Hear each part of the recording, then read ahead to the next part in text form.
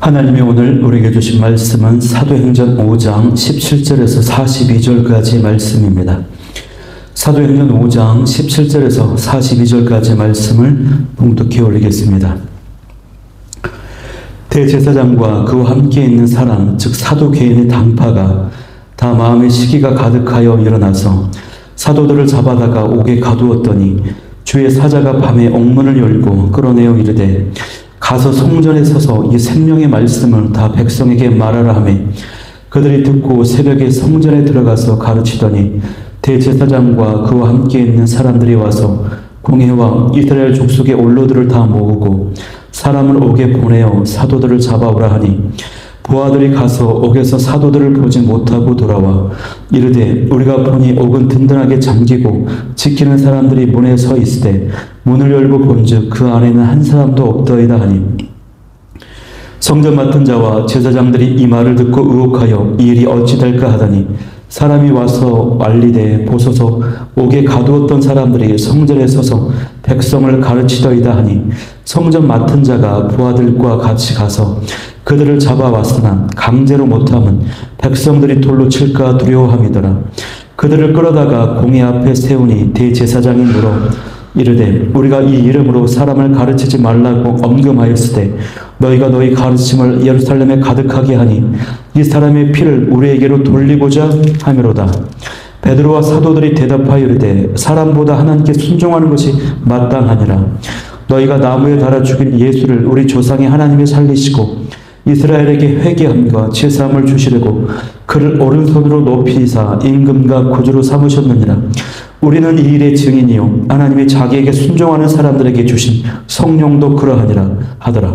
그들이 듣고 크게 노하여 사도들을 없이 하고자 할세 바리새인 가말리엘은 율법 교사로 모든 백성에게 존경을 받는 자라. 공회 중에 일어나 명하여 사도들을 잠깐 밖에 나가게 하고 말하되 이스라엘 사람들아 너희가 이 사람들에게 대하여 어떻게 하려는지 조심하라. 이전에 드다가 일어나 스스로 선전하며 사람이 약 400명이나 따르더니 그가 죽임을 당하며 따르다 모든 사람들이 흩어져 없어졌고 그 후 호적할 때에 갈릴리의 유다가 일어나 백성을 깨워 따르게 하다가 그도 도망한 즉 따르다 모든 사람들이 흩어졌느니라. 이제 내가 너희에게 말하노니 이 사람들을 상관하지 말고 버려두라. 이 사상과 이 소행이 사람으로부터 났으면 무너질 것이요 만일 하나님께로부터 났으면 너희가 그들을 무너뜨릴 수 없겠고 도리어 하나님을 대적하는 자가 될까 하노라 하니 그들이 옳게 여겨 사도들을 불러들여 채찍질하며 예수의 이름으로 말하는 것을 금하고 놓으니 사도들은 그 이름을 위하여 능욕받는 일에 합당한 자로 여기심을 기뻐하면서 공회 앞을 떠나니라. 그들이 날마다 성전에 있든지 집에 있든지 예수는 그리스도라고 가르치기와 전도하기를 그치지 아니하니라. 아멘. 저는 오늘 이 시간에 주를 위한 고난을 기뻐하는 사도들, 주를 위한 고난을 기뻐하는 사도들이라는 제목을 가지고 말씀을 나누도록 하겠습니다.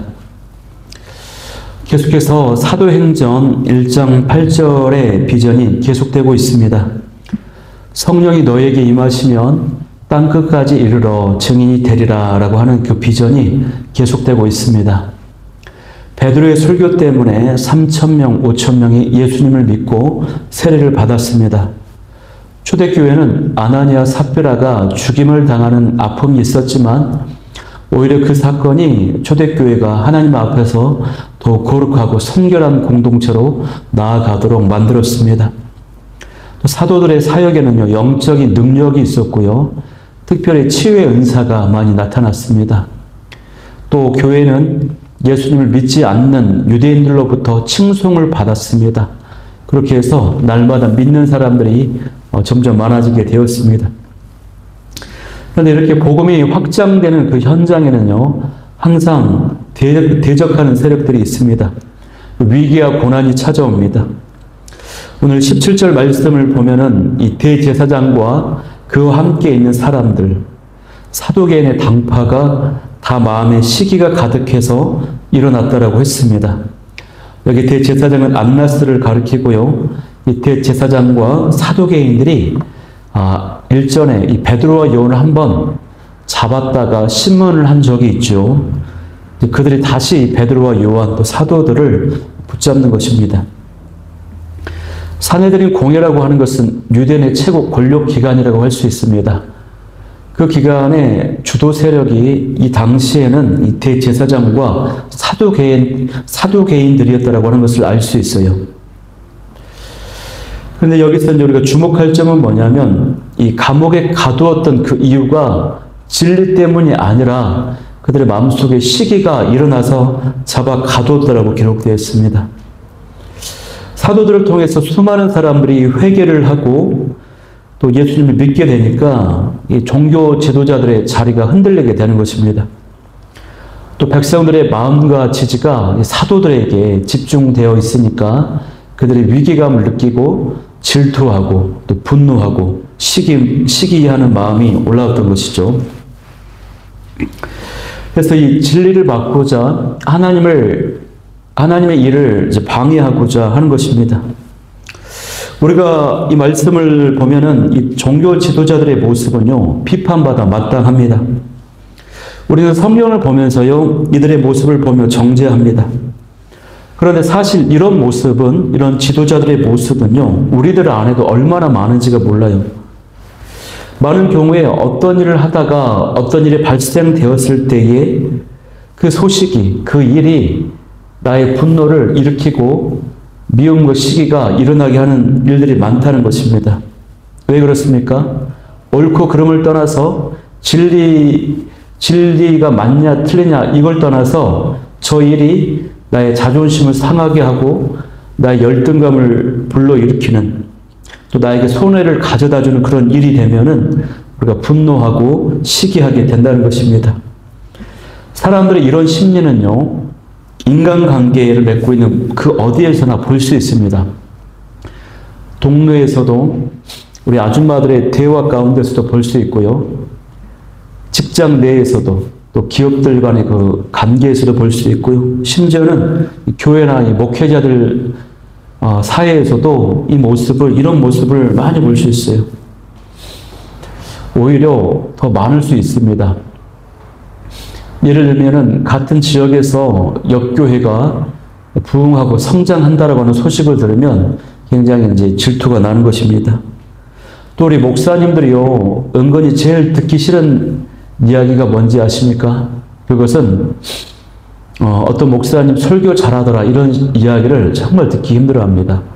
유튜브에 어떤 목사님 설교가 깊이가 있고 은혜가 있고 능력이 있다 이런 말씀을요, 이런 이야기를 정말 듣기 힘들어해요. 물론 성도들이 이제 목사님들 앞에서 그런 얘기를 하지 않지만 어떤 경로로 그런 말을 듣게 되면은 마음속에 질투와 시기가 올라오게 된다는 것입니다. 또 이제 동료 목사가 사역을 잘하거나 좋은 곳에 청빙을 받거나 이렇게 되면은 열등감을 느끼는 것입니다. 이것이 인간이고 사람이라 그렇습니다. 여러분, 지역교회 성도들도요, 자기 교회를 자랑하며 경쟁하는 경우들이 있습니다. 참 안타깝습니다. 이 땅의 모든 교회는요, 예수님을 머리로 하는 주님의 몸입니다. 주님의 몸된 교회입니다. 그래서 다른 교회들이 잘 되고 부흥하고 성장하면은 그것을 보고 진심으로 하나님 앞에서 정말 잘 되었다라고 기뻐하며 축복해 주는 것이 맞지요. 응원해 주는 것이 옳은 것입니다. 이것이 바로 진리의 편에 서는 것이에요. 우리는 우리 교회를 정말 사랑한다고 하지만 그것이 어떤 경우에는 다른 교회들을 헤아리지 않는 경우가 얼마나 많은지 모릅니다.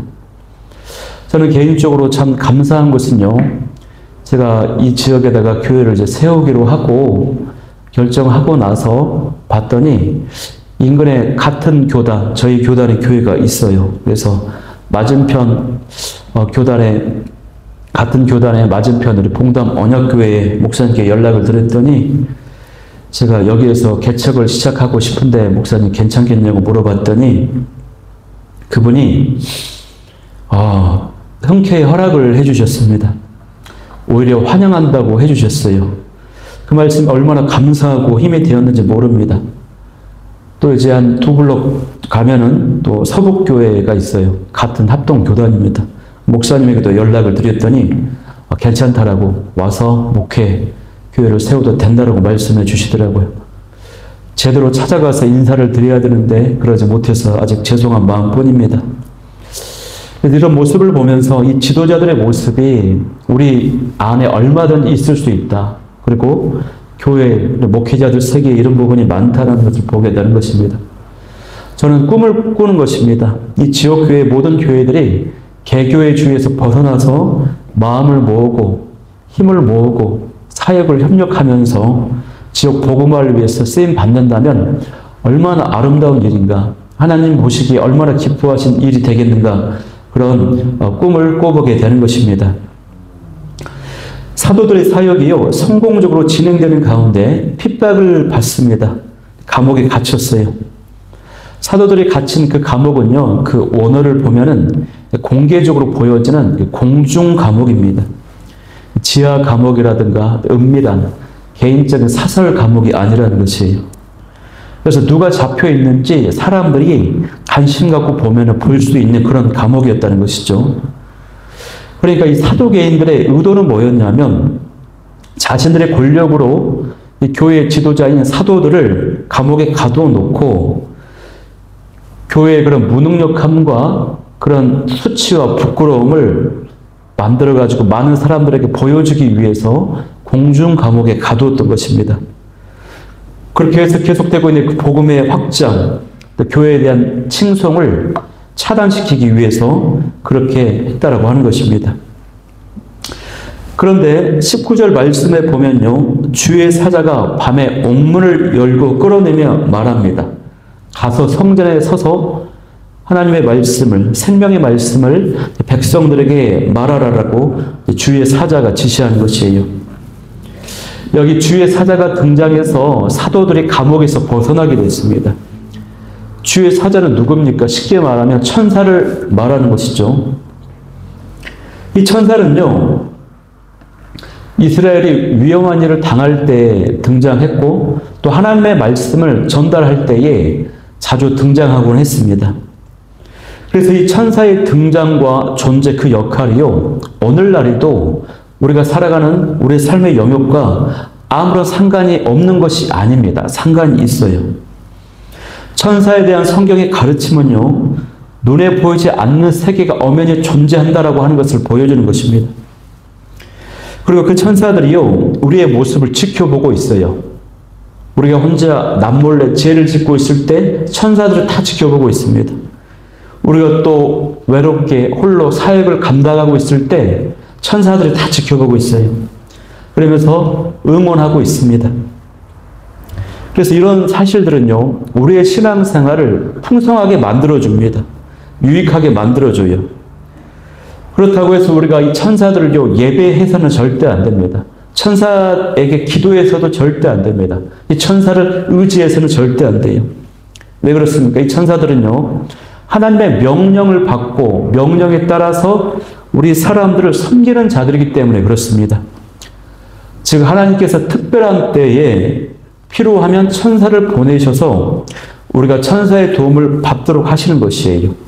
아주 예외적으로 일어나는 일이라고 하는 것입니다. 그래서 오늘 본문에도 보면 천사의 도움으로 사도들이 이제 풀려나게 되었습니다.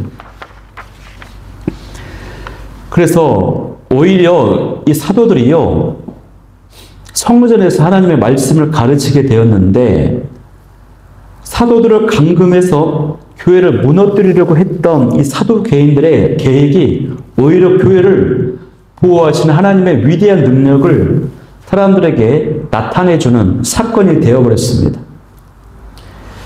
여러분, 성경과 또 교회 역사를 보면 어떻습니까? 이런 역전의 드라마가 굉장히 많아요.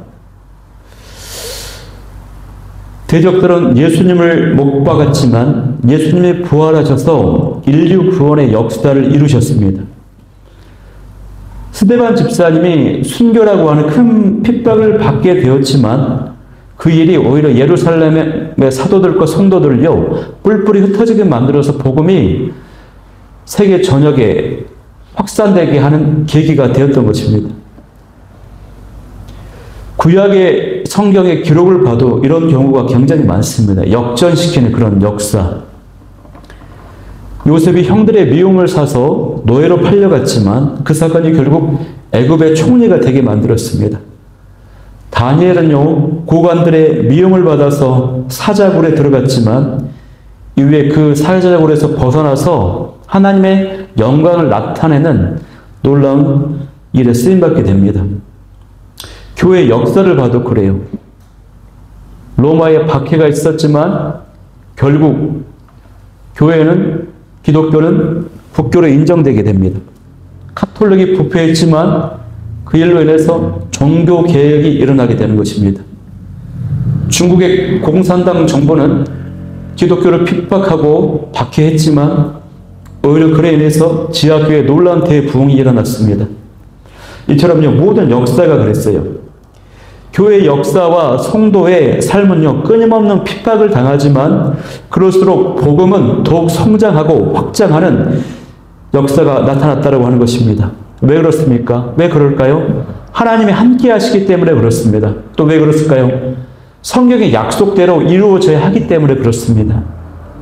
그래서 우리는 어떤 위기와 그 문제의 상황 가운데서도 항상 긍정과 희망을 선포하며 나아가야 될 줄 믿습니다.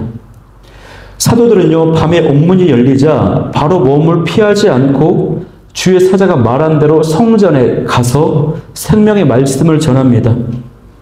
밤에 풀려나고 나서요, 바로 다음날 새벽부터 성전에 나가서 말씀을 가르쳤다는 것이죠. 앞서서 사내들인 공회원들이 이 사도들을 붙잡았다가 신문을 하고 경고를 주고 풀려나게 만들었습니다. 그래서 두 번째 붙잡혔다면 이유 불문하고 죽을 수도 있는 상황이에요. 그래서 일반적 상황이라면 몸을 피하는 게 맞죠. 그러나 사도들이 두려워하지 않았어요. 성전에 가서 말씀을 전했어요. 이런 상황에서도 사도들이 두려워하지 않고 말씀을 전할 수 있었던 그 이유가 무엇일까요? 그것은 사도들이 예수님의 십자가와 부활을 경험한 사람들이기 때문에 그렇습니다. 성령의 역사를 경험한 사람들이기 때문에 그렇다는 것이에요. 성령 세례로 하나님의 능력에 사로잡혀 있었다는 것이에요. 여러분, 예수님의 부활을 경험하고 성령의 세례를 받고 그 능력을 경험한 사람들은 사람들을 두려워하지 않습니다. 죽음을 두려워하지 않아요. 오직 누구만 두려워합니까? 하나님만을 두려워한다고 하는 것입니다. 오직 하나님께만 순종하는 것, 이것이 바로 성령의 사람, 복음의 사람, 믿음의 사람의 특징이라고 하는 것입니다. 동유럽에 가면요, 루마니아라고 하는 나라가 있지 않습니까?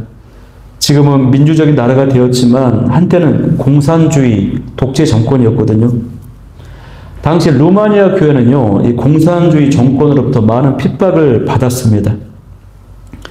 그래서 많은 교회가 무너져 가는 것처럼 보였습니다.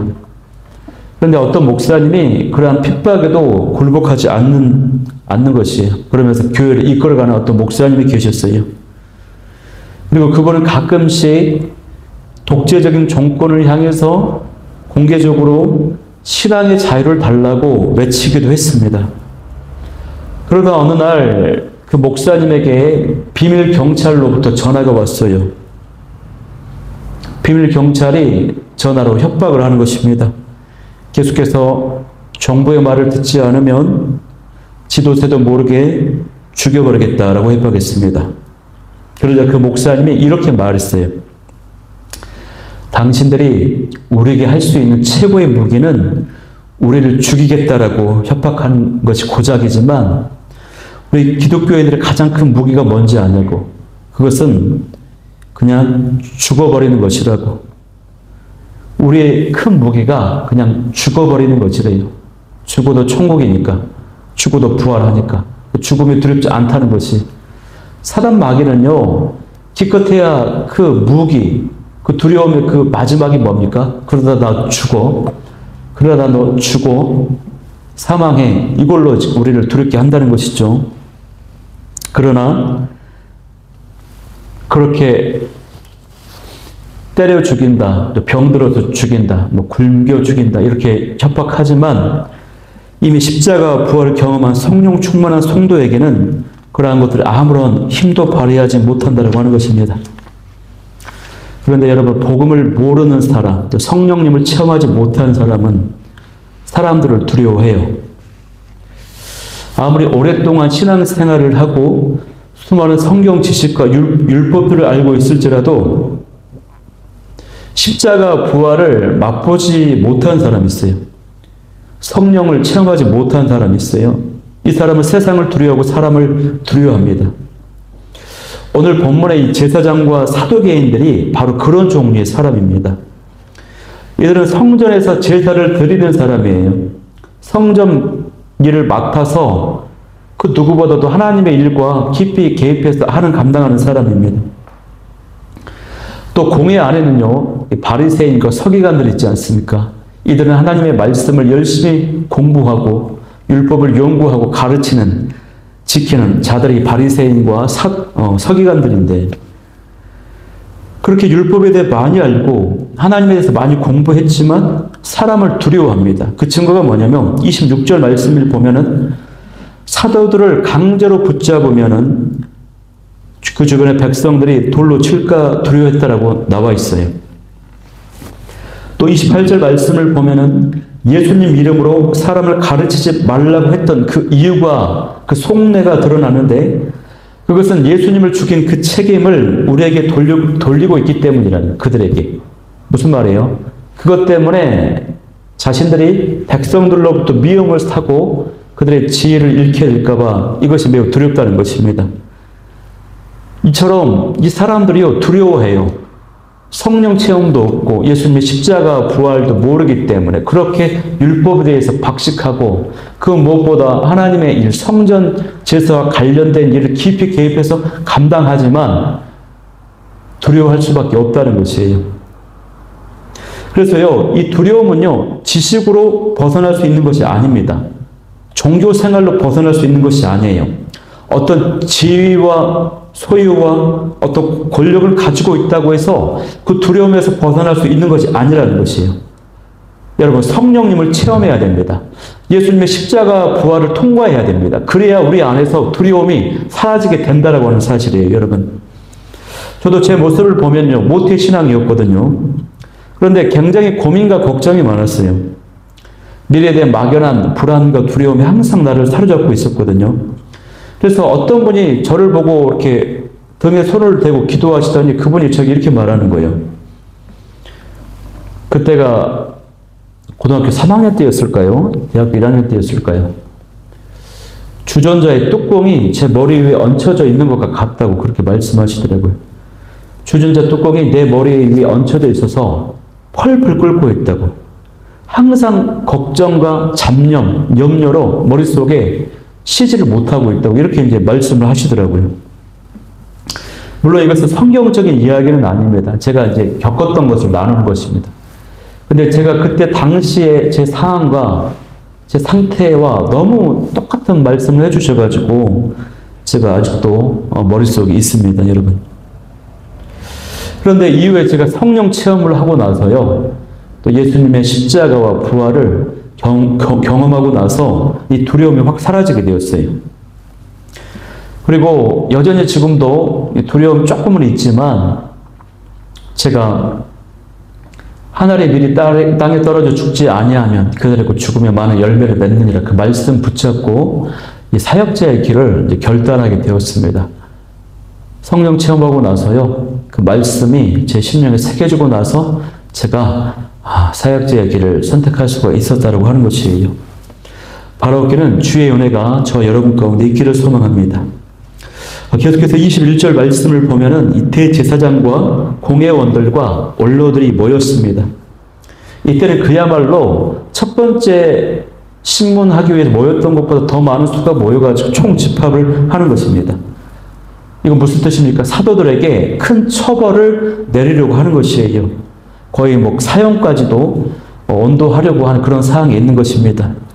물론 사내들인 공회는 모든 권력과 결정권을 가지고 있었지만 사형권은 없었어요. 그러나 사형권은 로마 당국에만 있었지만 공공연하게 암암리에 사형도 언도해서 생명을 이제 침판하는 그런 모습도 있었다고 하는 것이에요. 그래서 이들이 총집합을 해서 이 사도들을 이제 크게 처벌하기 위해서 사람을 감옥에 보내서 사도들을 데려와라 했는데 어떻습니까? 23절 말씀을 보니까 감옥이 든든하게 잠겨 있다고 되어 있습니다. 또 지키고 있는 사람들이 또 있어요. 그런데 감옥 안에 사람이 없어요. 사도들이 없어요. 놀라운 일, 기이한 일이 벌어진 것입니다. 그러니까 어제 저녁에 천사가 옥문을 열고 사도들이 풀려나게 했는데 그 모든 가정 가운데 경비병들 눈을 하나님께서 감게 하셨다고 하는 거죠. 보이지 않게 하셨다고 하는 것이 굉장히 신기한 일이죠. 그리고 이 일로 인해서 이 당국자들과 또 감계자들이 얼마나 놀랐겠습니까? 그리고 뒤늦게 소식을 들으니 사도들이 성전에서 이 백성을 가르치고 있다는 것이에요.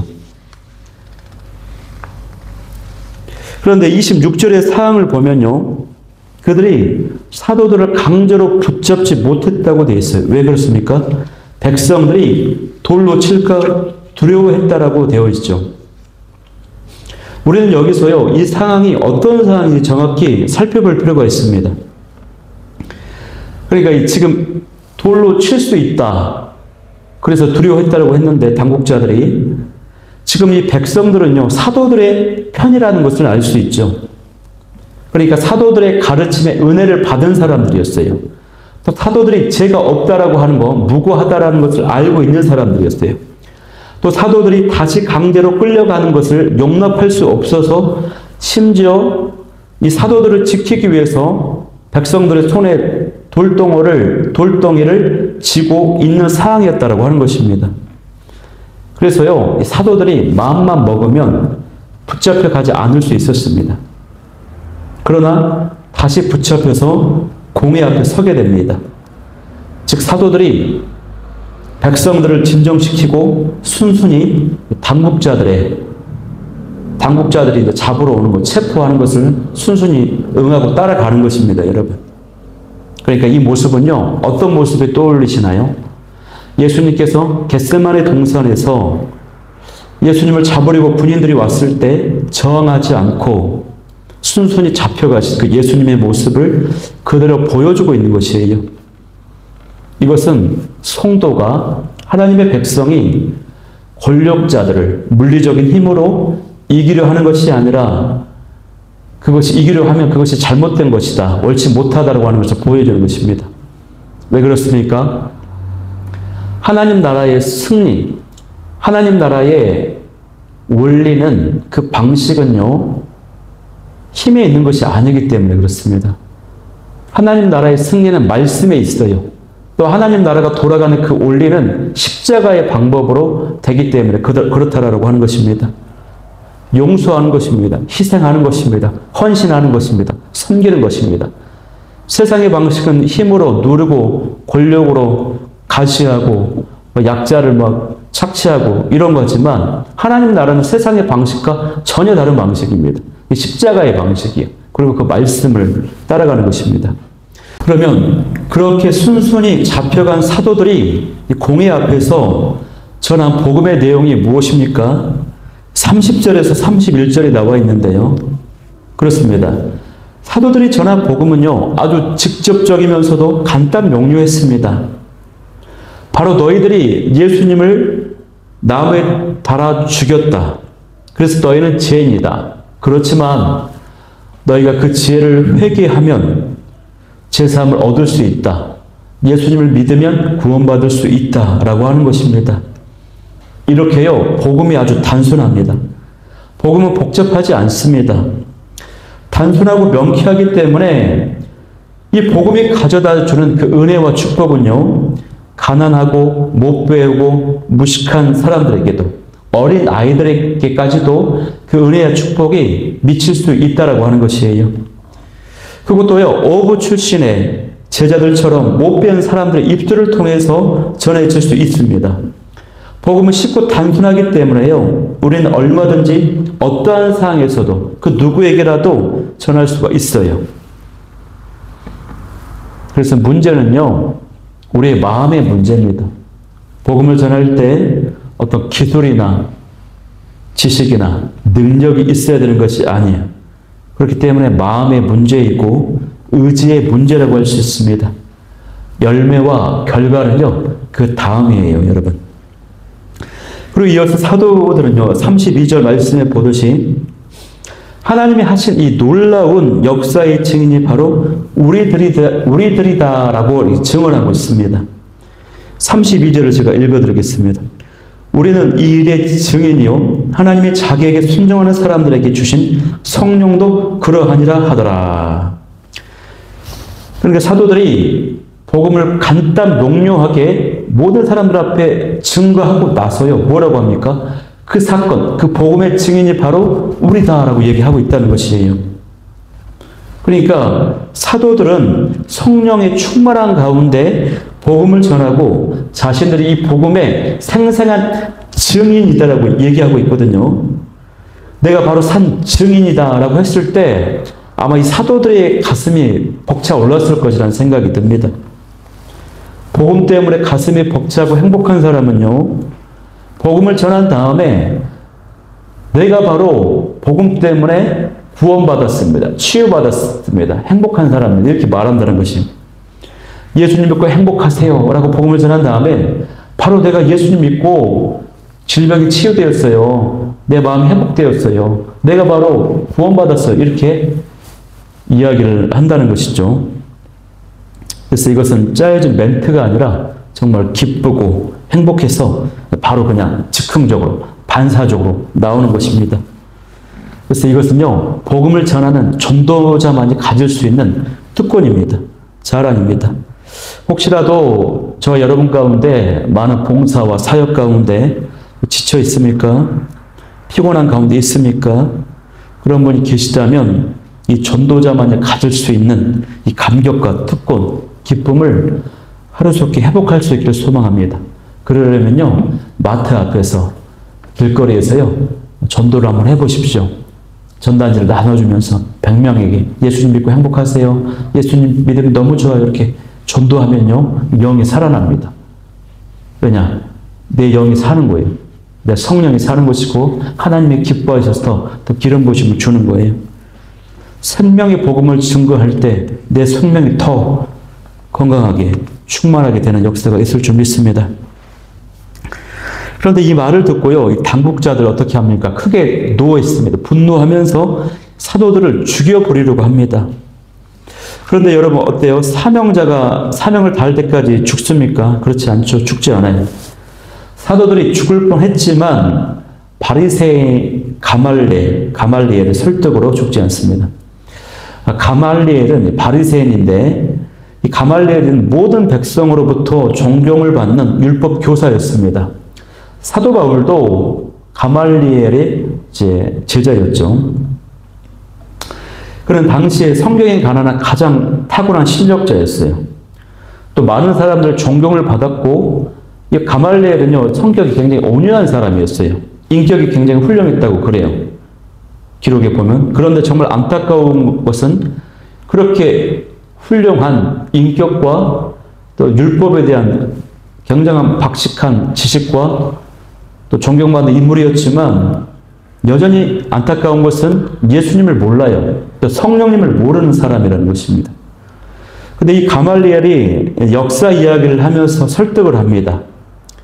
사도들을 잠깐 밖으로 내보내놓고 있는 사내들은 회원들에게 예전에 드다라는 사람이 일어났었다. 또 갈릴리의 유다라고 하는 사람이 있었다. 사람들을 선동해서 많은 사람들이 그 사람을 추종하고 따라갔지만 결국 그들이 죽게 되니까 다 사라졌다는 것입니다. 그렇기 때문에 이 사도들도 그냥 내버려 두라는 것입니다. 이것이 사람의 소행이면 사람에게서 났으면 자연히 사라지게 될 것이다. 그런데 만약에 하나님으로부터 난 것이라면, 이게 하나님 편에 있는 이들이라면 우리가 그들을 막고 방해하는 것이 하나님의 일에 이제 막는 것, 방해가 되는, 하나님을 대적하는 일이 될 수 있다라고 이제 설득을 했습니다. 그래서 그 말을 듣고 옳게 여겨서 사도들이 풀려나게 되었습니다. 할렐루야. 그런데 그냥 풀려난 게 아니라 뭐라고 기록되어 있냐면 그들이 옳게 여겨 40절에요. 그들이 옳게 여겨 사도들을 불러들여 채찍질하며 예수의 이름으로 말하는 것을 금하고 노니라고 되어 있어요. 그냥 풀려난 게 아니라 채찍질을 당했습니다. 예수님의 이름으로 더 이상 말하지 말라고 경고했어요. 그런데 여기서 채찍질하며 라고 5글자 기록되어 있거든요. 겨우 5글자입니다, 여러분. 채찍질하며. 그래서 우리는 이 채찍질을 대수롭지 않게 생각하고 그냥 넘어갈 수 있어요. 또 이후에 풀려났다라고 하는 내용이 있으니까 어렵지 않게 풀려났다라고 생각할 수 있다는 것입니다. 근데 그렇지가 않아요, 여러분. 지금 이 당국자들 입장에서는요, 사도들을 죽여야 되는 대상으로 생각을 했단 말이죠. 가말리엘의 설득으로 풀려는 났지만 이 채찍질, 이때 맞은 5글자로 겨우 기록된 채찍질을 당하며 이 채찍질이 그냥 한두 대 채찍이었겠습니까? 그렇지 않다는 것이에요. 율법의 신명기 25장에 보면은 채찍질을 할 때는 채찍질 하다가 죽을 수 있으니까 매의 숫자를 적어놨죠. 40에 하나 가만 39대를 때리라 이렇게 율법에 되어 있어요. 근데 때리면서 숫자를 옆에서 세는데 실수로 한 대를 더 때릴 수 있으니까 잘못 셀 수 있으니까 거기서 하나를 더 가면서 38까지 숫자를 셌다고 그럽니다. 그런데 학자들은요, 이때 이 사도들이 거의 그에 준하는 채찍질을 당하였을 것이다라고 보는 것입니다. 그러니까 얼마나 큰 고난을 당했습니까? 큰 고초를 겪은 것이죠. 그 채찍이 소가죽으로 만든 채찍이에요. 한 대만 맞아도 어떤 경우에 살이 막 찢어지는 경우가 많이 있었다고 합니다, 여러분. 사도들이 얼마나 큰 고초를 겪은 것입니까? 사도들은 이 진리와 생명 대신 예수 그리스도의 이름을 위해서, 이 복음을 위해서 채찍을 맞으며 고난을 당합니다. 그래서 능욕을 당했다라고 이제 기록이 되어 있어요. 그런데 오늘 본문에서 사도들이 우리에게 정말 큰 도전을 주는 말씀이 뭡니까? 어디입니까? 사도들이 주님의 이름을 위해서 그 고난받는 것을 기뻐했다라고 기록되어 있다는 것이에요. 41절 제가 읽어드릴게요. 사도들은 그 이름을 위하여 능욕받는 일에 합당한 자로 여기심을 기뻐하면서 공의 앞을 떠나니라 라고 되어 있습니다. 아멘. 그리고 날마다 성전에 있든지 집에 있든지 예수는 그리스도라고 가르치기와 전도하기를 그치지 않았다라고 되어 있습니다, 여러분. 할렐루야. 여러분, 이처럼 초대교회의 부흥에는요, 그 밑바닥에는 주님을 위해서 고난받고 핍박받은, 그럼에도 불구하고 기쁨으로 할 뿐만 아니라 능히 합당히 여기는 이러한 수많은 순교자들, 성도들의 피가 그 밑바닥에 흐르고 있다는 것이에요. 이 성도들, 이 순교자들, 이 헌신대 믿음의 사람들의 흘린 피를 먹고 그 가운데서 이 초대교회가 부흥하고 영혼들이 구원받고 교회는 성장했다고 하는 사실을 이제 보여주고 있는 것입니다. 여러분, 고난이 유익이라는 것을 성도들이 다 압니다. 고난을 통해서 성숙되고 연단되어진다는 것을 많은 성도들이 잘 알고 있어요. 그럼에도 불구하고 우리는 고난받기를 싫어하죠. 실제로 우리는 고난 속에 있으면 굉장히 힘들어합니다. 저도 물론 마찬가지예요. 그런데 사도들은 고난받기를 기뻐합니다. 그리고 그 고난의 행군을 멈추지 않아요. 복음 증거하는 것을 성전에서도 집에서도 예수는 그리스도라고 가르치는 것을 멈추지 않았다라고 하는 것. 왜 그렇습니까? 사도들이 그만큼 하나님을 사랑하고 예수님을 사랑했기 때문에 그렇다는 것입니다. 그렇기 때문에 우리가 고난을 거부하고 고난받기를 싫어하는 것. 교회에서도 어떤 일을 딱 시키면은 어떤 무거운 물건을 들자고 해도 안 되는 경우가 많이 있어요. 청년들 보면은. 근데 우리의 문제는 뭡니까? 지금도 주님을 사랑하지 못하고 있다는 것. 이것이 큰 진짜 문제라고 하는 것입니다. 바라옵기는요, 이 시간 기도할 때에 하나님, 내가 사도들처럼 고난 가운데서도 기뻐할 수 있을 정도로 주님을 더 사랑하는 자가 되게 해달라고 기도할 수 있기를 소망합니다. 나의 유익 때문에 당하는 그런 고난이 아니라 예수님의 이름, 주님의 이름을 위해서 당하는 그 고난을 기꺼이 온몸으로 수용할 수 있는, 합당하게 여길 수 있는 그런 복음의 사람, 성령의 사람, 믿음의 사람이 되게 해달라고 기도하는 저와 여러분이 될 수 있기를 간절히 소망합니다. 이 말씀 붙잡고 기도하기를 원하는 기도 제목은요, 첫 번째, 시기와 질투, 비교 의식을 버리고 항상 진리의 편에 하나님의 기뻐하시는 모습으로 설 수 있게 하여 주옵소서. 두 번째는 핍박과 위기 속에서도 역전시키시는 그 하나님을 믿고 긍정과 소망과 희망을 선포하게 하여 주옵소서. 세 번째는 예수님의 이름을 위해서 당하는 고난을 기꺼이 받아낼 수 있는 복음의 사람 되게 하여 주옵소서. 우리 기도 제목 가지고 뜨겁게 기도하며 나아가도록 하겠습니다.